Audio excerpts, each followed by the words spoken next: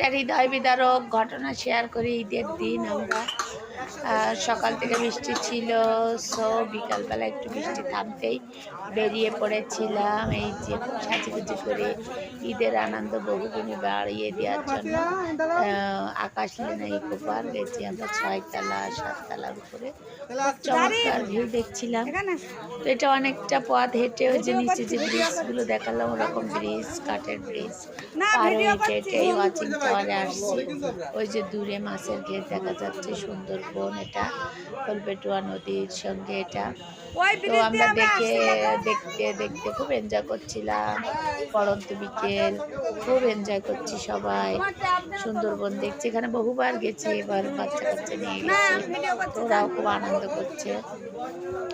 ফেরার পথে ওই ব্রিজটা আমরা যে দেখি ভেঙে পড়ে গেছে, বেশ 2-3 হাতের মতো, মানে লাফ দিয়ে যাওয়ারও উপায় নেই।